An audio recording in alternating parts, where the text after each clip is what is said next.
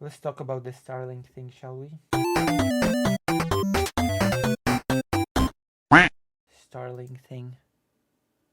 Starlink is this thing that allows you to connect to the internet basically from anywhere.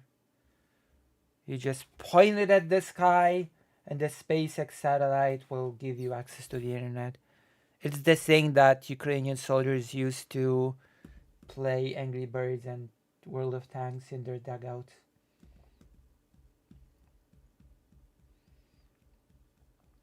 Listen, I don't often do this, but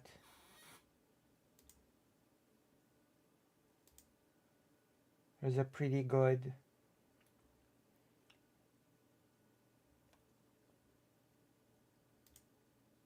document that sort of has a bit about Starlink in it. There you go. Might as well.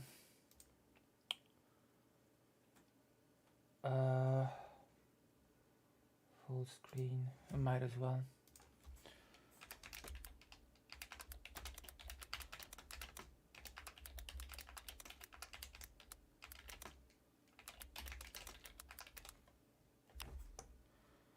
If you've not watched it, then you might as well watch it. Hold on.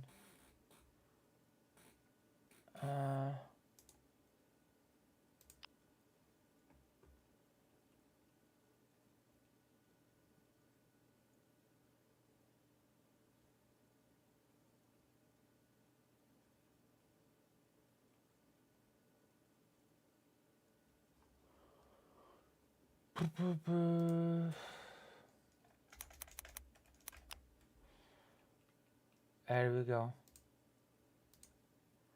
I keep doing the title. Does it have anything about Starlink? It should. I believe it has something on Starlink.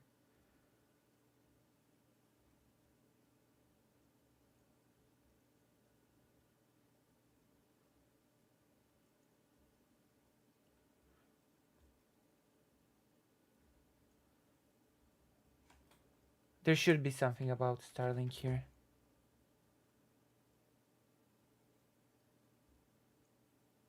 That sounds like a joke. Angry Birds in the dugouts. No, it's not a joke.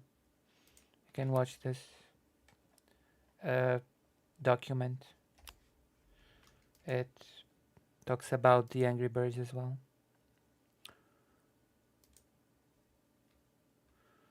How's the Lucy business? There you go. I might as well link it here as well.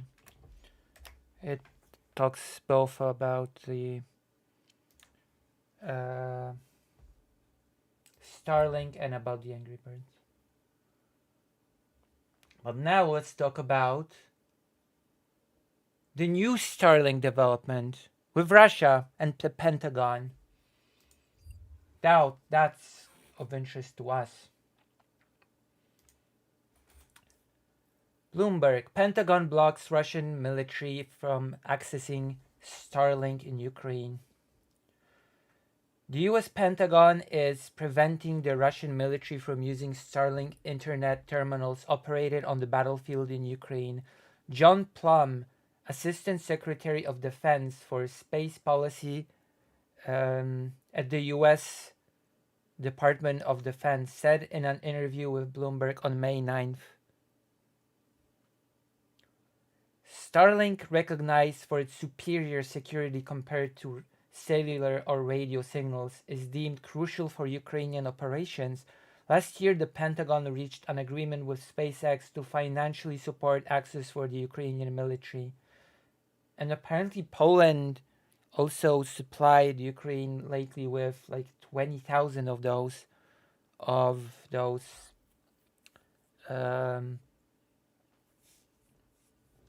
Starlink devices. Yeah, that is true. Peter Birgerson.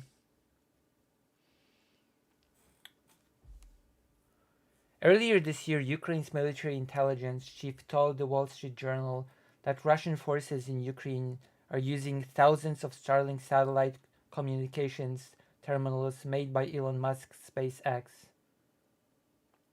According to Plum, the US has become heavily involved in working with the government of Ukraine and SpaceX to counter Russian illicit use of Starlink terminals.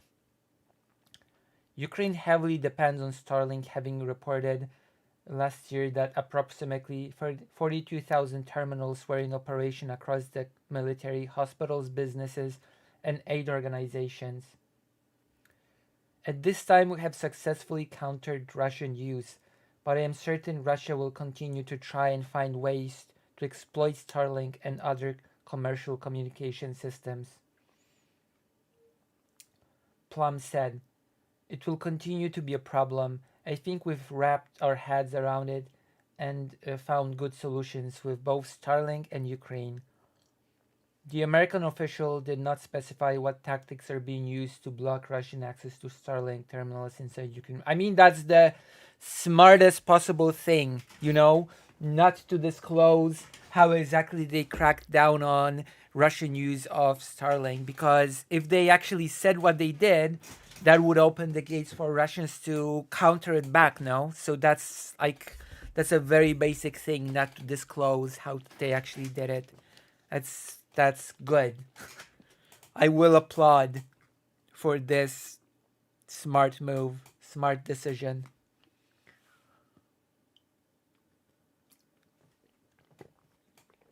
Actually, not disclose how they combat the Russian thing.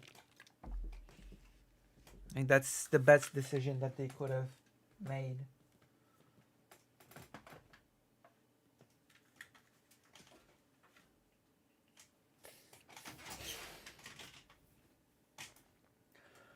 Following the publication of Budanov's interview with the WSJ, two Democrats in the US Congress, Jamie Raskin and Robert Garcia, opened an investigation into Elon Musk's SpaceX company, demanding information on Russia's alleged usage of the Starlink satellite internet terminals. And I've been hearing about this for a long time as well, about Russia soldiers using Starlink and how it's sort of undermined, because it's been connected to a lot of pretty pro-Russian sentiments that Elon Musk has been spouting on X/Twitter.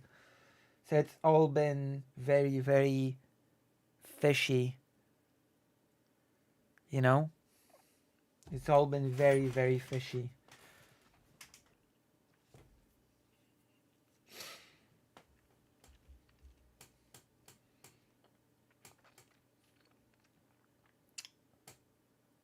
Ukraine's military intelligence said that Russia has allegedly been purchasing Starlink terminals from Arab countries, citing intercepted communications.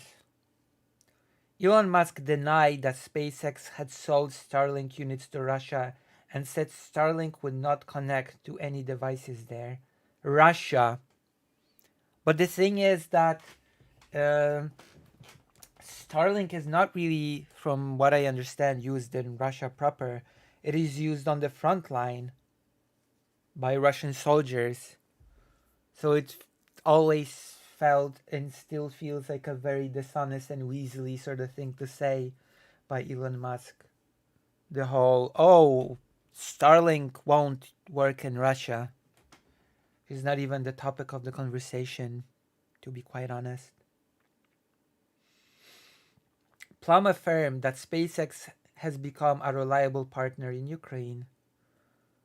To me, they're a very reliable partner, and they're also innovating at speed, providing services that are useful to the Defense Department. SpaceX began providing the Starlink terminals to Ukraine shortly after the Russian full-scale invasion in February 2022. Well, there's been some bumps along the way. Let's not pretend there have not been at least a few bumps on the road when it comes to the whole usage of Starlink by Ukrainian forces. There's been a time when Elon Musk said that he provided them. Then he said that he didn't want them to be used for war, so he blocked the signal during a few very important assaults by Ukrainian forces, and then and only then sort of a deal had to be struck and Ukrainian forces could use Starlink again. So, you know,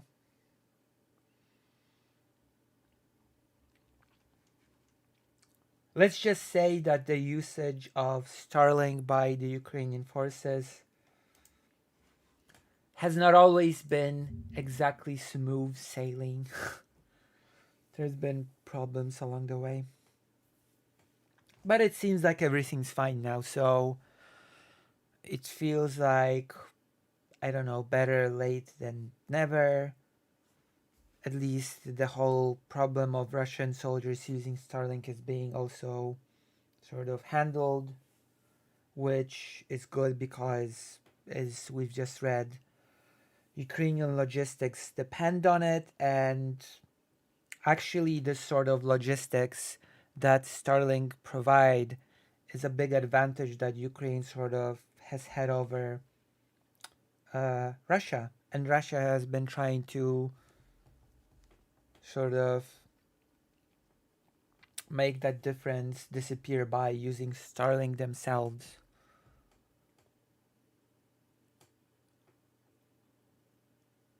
It's weird that just some guy can be so wealthy that their personal decisions and bias influences international events. I mean, that is an unfortunate reality. Although they were able to come to an agreement at the end of the day, so that's, I guess that part's good.